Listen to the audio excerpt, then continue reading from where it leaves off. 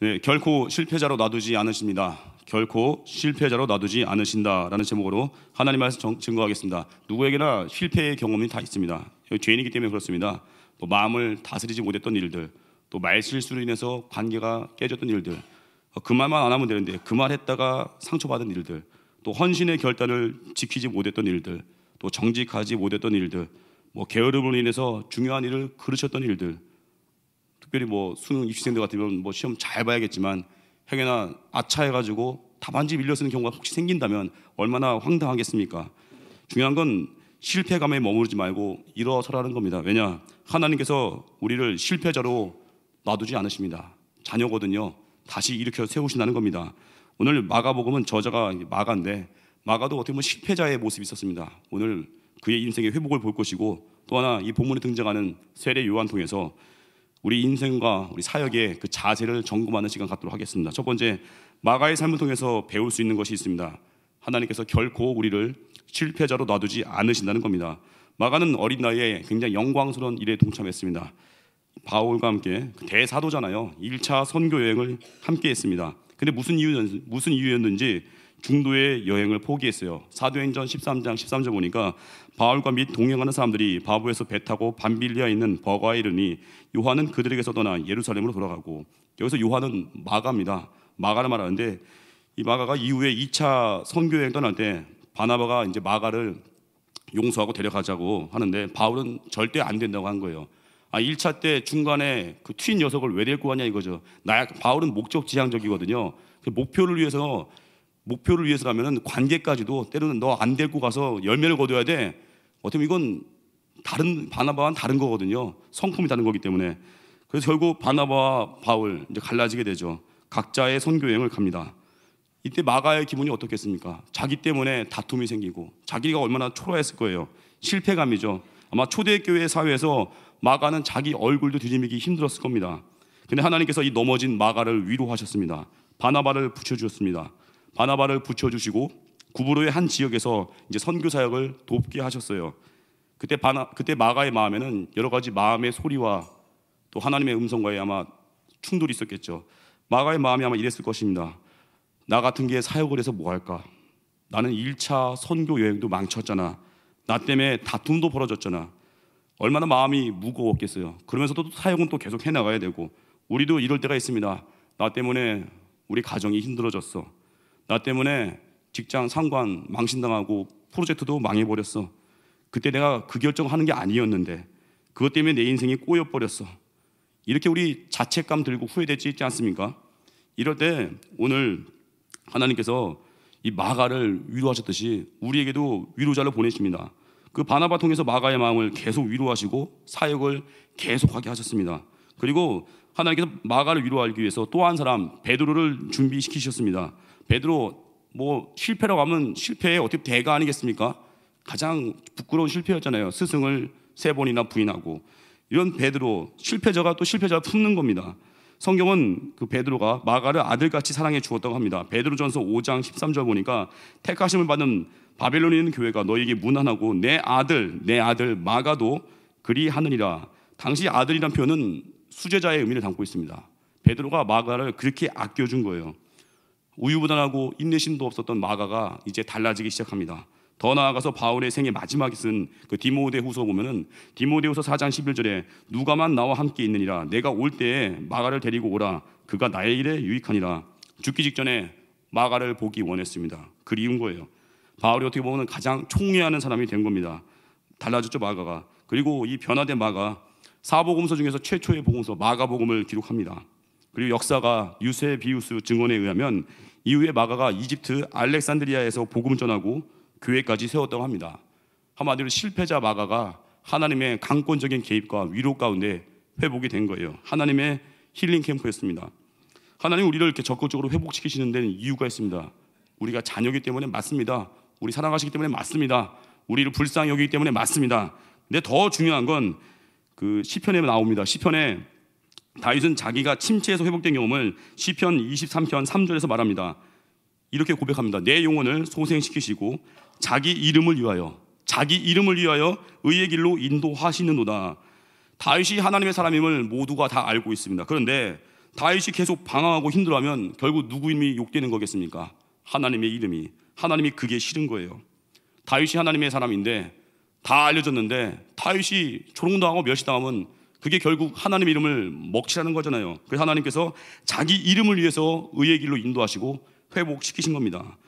여러분 삶 가운데 방황의 늪에 빠지신 분 있습니까? 또 고통 가운데 나날을 보내고 계신 분 있습니까? 명심하십시오. 하나님께서 하나님과 연결된 우리들에게, 예배자된 우리들에게 하나님의 이름을 위해서 우리를 전 강권적으로 회복시키십니다. 그 우리가 할 일 뭐겠습니까? 하나님과 연결되어 있으면 되는 거예요. 끝까지 주님 품에 안겨 있으면 되는 겁니다. 그래서 하나님의 뜻 가운데 하나님께서 우리를 하나님 이름을 우리 회복시키시죠. 우리가 할 일 뭐겠습니까? 사람이 언제 강해지냐면 자기 이름을 위해 살 때는요 쉽게 약합니다. 자기를 위해 살 때는, 자기 영광 위해 살 때는 타협합니다. 그런데 하나님의 이름을 위해서, 우리도 하나님의 이름을 걸고 우리를 회복시키셨죠. 우리 역시 하나님의 이름을 위해 살 때 그때 인생에 불타오르기 시작합니다. 불붙는 열정이 생깁니다. 다니엘도 그런 거 아니겠습니까? 다니엘 1장 8절 보니까 뜻을 정하죠. 그리고 왕 음식, 포도주 거절하죠. 왜 이게 가능해요? 자기 몸이 하나님의 성전이니까. 하나님의 이름을, 하나님의 성전이 나를 더럽히고 싶지 않아서 다니엘에게는 뜻을 정한 기도가 있었어요. 결단이 있었습니다. 오늘 입시생들 우리 교회에서 중보 기도가 있는데 제가 그 기도할 거예요. 다니엘서 가지고도 설교할 건데 아이들의 인생, 미래의 길 가운데 시험 잘 보는 거 중요하지만 뜻을 정한 인생, 왜 뜻을 정해요? 하나님의 이름을 위해서. 그럴 때 그 아이들 타협하지 않고 이 시대를 정말 대시대의 대안이 될 수 있는 믿음의 영웅들이 될 것입니다.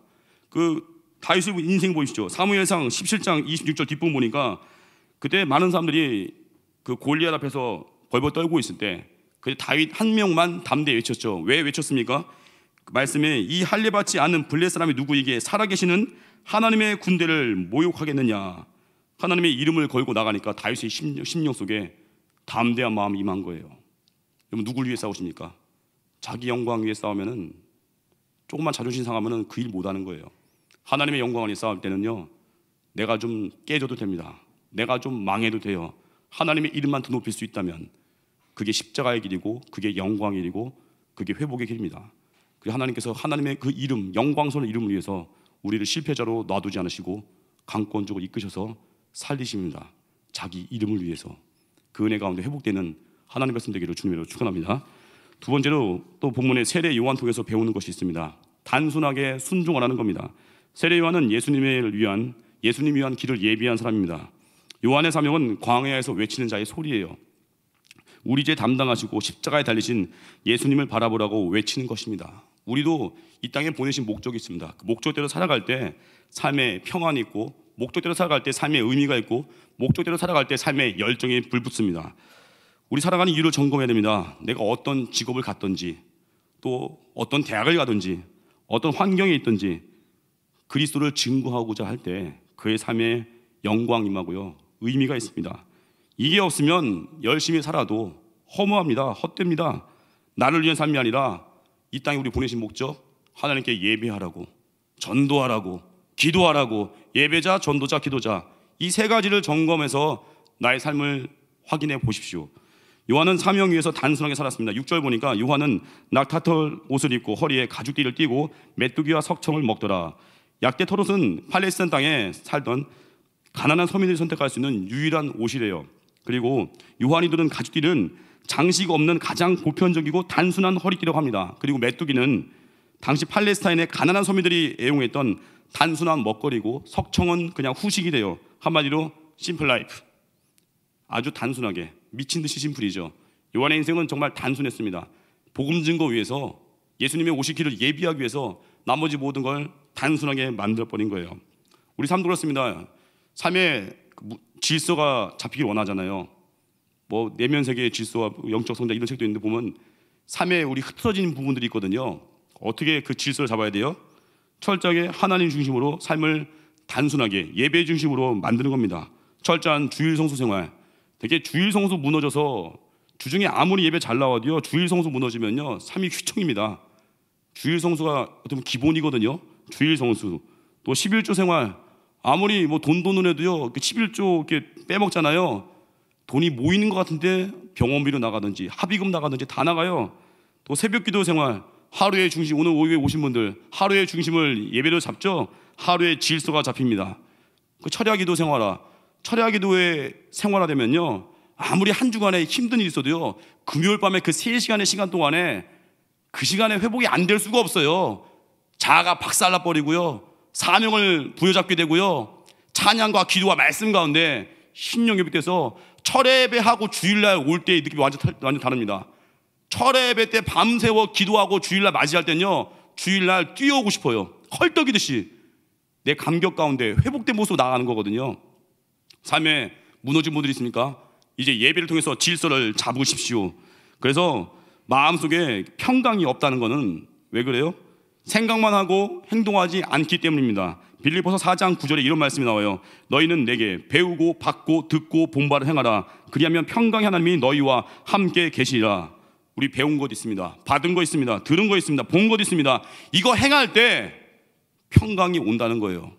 우리 맨날 듣고 머리로만 새벽기도 좋은 거예요, 선교 좋은 거예요, 그 머리로만 얘기하는 사람은요, 늘 머리도 끝나고 평강도 없어요. 근데 우리 인생에 순종한 만큼 평강의 크기도 커지는 거예요. 순종의 속도를 높이는 겁니다. 지체하지 않고 주님 말씀하실 때 달려가는 거예요. 원수세랑 머릿속으로 그놈의 원수를 사랑해야지, 용서해야지 될 것 같아요? 그냥 가서 밥 한 끼 사주고 손 한번 잡아주면요, 아, 말씀이 맞는 거구나, 이래서 용서라고 했구나, 왜 내가 당해서 용서했는데 왜 내 마음이 기쁨이 있지? 이걸 경험해 보는 겁니다. 행동할 때 평강이 오는 거예요. 기도도요, 기도책 많이 읽고 뭐 이엠 바운즈 뭐 기도회는요, 그거 한 100번 읽어도요, 한 번 철야 나와서 기도해 보면요, 그 책 안 읽어도 됩니다. 아, 기도해 보니까 이런 맛이 있구나, 기도했더니 응답이 있구나, 삶이 공허하지 않구나, 공급이 있구나, 몸으로 뛰는 거. 선교도 우리 인생의 어떻게 보면 축소판이 선교가 선교인데, 일주일간의 시간 동안에 아, 공동체가 이런 거구나, 날 죽여야 되는구나, 희생해야 되는구나, 아침마다 예배드리고 낮에 전도할 때 능력이 많은구나, 네팔 선교 연합집회 가운데 네팔의 그 청년들과 함께 우리 교회 성도들과 연합해서 예배드릴 때 성령이 임재하는구나, 나라를 초월하는구나, 그의 나라와 그의 의구나. 이런 하나님의 임재를 언제 느껴요? 순종할 때. 그때 평강이 온다는 겁니다. 누군가 D.A. 무디에게 물었습니다. 성경 읽다가 잘 깨달아지지 않고 의심이 생기면 어떻게 해야 합니까? 보통 사람 같으면 이렇게 얘기하죠. 의심 생기면 기도하십시오, 이렇게 할 건데, 그 D.A. 무디는 좀 다르게 대답하더래요. 성경 읽다가 의심 생기고 깨달아지지 않으면 이렇게 하래요. 뛰쳐나가 전도하십시오. 성경책을 잠깐 놔두고 나가서 전도하고 지나가는 손수레라도 밀어주십시오. 그리고 무슨 일이든지 찾아서 봉사하고 전도하십시오. 그리고 돌아와서 성경을 읽으면 해석이 잘 될 겁니다. 이게 무디의 말이에요. 성경 말씀 그대로죠. 순종하는 자에게 오는 평강, 뭘 해보는 거예요. 해보면 말씀이 더 와닿아요. 이게 이런 거였구나, 이게 능력이 있었구나, 다 순종해 보는 거예요. 특별히 순종하면 우리 안에 있는 의심의 안개가 사라지고요, 불편이 사라지고요, 확신 가운데 설 수 있습니다. 그래서 언제나 우리 마음 가운데도요, 예배 좀 일찍 와야 되는 게 왜 중요하냐면은, 예배 전에 조금 일찍 와 찬양하고 기도하는 중에 우리 마음이 열려버려요. 그리고 이제 말씀을 들을 때 순종을 위한 말씀을 듣게 돼요. 하나님 어떤 말씀을 순종할까요? 그러면요, 말씀이 달라요. 학생들도 그렇죠. 학생들 뭐 시생들이 있는데 공부할 때 오늘 어떤 걸 배워서 기억할까요? 그러면 태도가 달라집니다. 내가 듣고 순종을 위해 듣는 건요, 완전 달라지는 거예요. 그래서 언제나 우리 마음 가운데 성장 속도, 순종의 속도입니다. 빠른 순종 가운데 평강을 누리십시오. 하나님께 우리에게 제안하는 많은 일들이 있죠. 이후에 뭐 인도 선교 있고 1월에 고성, 대만 많은 선교가 있을 때 내 머리로 계산하면 선교 갈 수가 없어요. 내 계산이거든요. 그때 하나님께서 말씀하실 때 그냥 아멘 하고 한번 부딪혀 보는 거예요. 순종하고 돌아오면 아, 그때 내가 생각했던 상황들이 어떻게 보면 별거 아니었구나. 내가 생각해서 선교 이후에 내 직장의 문제가 어떻게 될까, 내 학교 생활은 어떻게 될까, 내가 걱정했던 게 별게 아니었구나. 순종해본 자가 지나고 나서 깨닫는 겁니다. 미리 계산하고 순종할지 안 할지 걱정하는 게 아니라고요. 언제나 순종의 속도 높이십시오. 그리고 특별히 우린 받은 바 은혜가 많잖아요. 올해 돌아오는 주일날 추수감사 주일인데 하나님께 받은 바 은혜가 넘치도록겠죠. 최고의 감사로 영광 돌리시고 받은 바 은혜 가지고 이제는 나누는 인생, 섬기는 인생, 주는 인생 되십시오. 넉넉히 채워 주십니다. 누가복음 6장 38절 보니까 주라 그리하면 너에게 줄 것이니 곧 후일되어 누르고 흔들어 넘치도록 하여 너에게 안겨 주리라. 더 많이 하나님 줄 때 채워준다는 거예요. 용서를 주면 용서가 더 큰 용서가 와요. 사랑을 주면 더 큰 사랑이 와요. 희생을 주면 더 큰 희생이 와요. 또 물질로도 섬기잖아요. 말할 수 없는, 이해할 수 없는 통로로 하나님 또 채워주십니다. 꼭 물질만이 아니라 우리가 줄 수 있는 게 있습니다. 밝게 인사하는 거, 또 축복의 말을 할 수 있는 거, 또 격려의 박수, 배려, 이 뭔가 좋은 것들을 흘려보내십시오. 주십시오. 나누십시오. 다시 내게 돌아온다는 겁니다. 그래서 중요한 것은 이 땅에서 누가 제일 불행해요? 자기를 위해 사는 사람들, 이 땅에만 모든 걸 심은 사람들, 시간이 갈수록 불안해집니다. 왜 그래요? 하늘에 쌓아둔 게 없거든요. 우리 죽어서 천국 가야 되는데 이 땅에만 매인 사람들은요, 하늘에 가서 뭐 누릴 게 없어요. 그러니까 지금 당장 주님 불러가신다고 하면은 두려워하는 거예요. 쌓아둔 게 없으니까. 지금 우리에게 생명 주셨을 때 전도하는 일, 선교하는 일, 구제하는 일, 섬기는 일 해보십시오. 특별히 오늘 같은 날 얼마나 좋아요. 입시생들 위해서 중보기도 우리 교회에서 하는데 낮에 시간 내시는 분들 있으면 오셔서 기도하시고, 그리고 그 부모님들하고도 이번 일이 계기가 되는 거 아니겠습니까? 그 부모님들한테 내가 당신 자녀 위해서 중보기도 했습니다. 그거 얼마나 좋아하시겠어요? 부모는요, 자기 자녀에게 잘해주는 사람한테 잘하게 되어 있습니다. 그거 아십니까? 그거 맞아요. 저도 그래서 우리 교회에 저하고 이렇게 더 얘기 안 하겠어요. 하여튼 자녀에게 자녀 잘하면 부모님과 가까워진다니까요. 하나님이 제 기빵이 뭐겠습니까? 잃어본 영혼 건지는 거, 하나의 자녀에게 잘하는 거, 그 주님 그거는 끝이에요. 끝. 양떼 건져서 예배 현장에 오게 만드는 거, 추수감사주일에 혼자 오지 마시고 온 가족, 또 전도해야 될 이웃들이나 친척들 데리고 오십시오. 그래서 하나님께서 정말 기뻐하시는 영광스러운 예배자로 서십시오. 그래서 우리 하늘에 가득 쌓아두는 겁니다. 열심을 다해서 마태복음 6장 20절 보니까 오직 너희를 위하여 보물을 하늘에 쌓아두라. 거기는 좀이나 동록이 해하지 못하며 도둑이 구멍을 뚫지도 못하고 도둑질도 못하느니라. 여러분, 이 땅에서 심으면 하늘에서 거둘 것입니다. 세례요한같이 사명 위에서 단순하게 사시고 예배 중심, 전도 중심으로 삶을 재편하십시오. 그리고 배우고 받고 듣고 본바를 행하십시오. 순종할 때, 빠른 순종이 있을 때 포레스트 검프같이 영화만 은혜 받지 마시고 우리도 빠르게 순종하는 거예요. 그리고 마가같이 혹시 실패하신 분들이 있습니까? 실패감 가운데 눌려있는 분이 있습니까? 짓눌리지 마시고 하나님께서 자신의 이름을 걸고 우리를 회복시키십니다. 주께서 우리 붙잡으실 때 붙잡히십시오. 예배 나와서 눈물 뿌리며 기도하십시오. 다시 일어서서 주의 사명을 왕성히 감당하는 하나님의 십자가의 군병 되기를 주님의 이름으로 축원합니다. 자리에서 일어나겠습니다. 240장 주가 맡긴 모든 여서 찬양하겠습니다.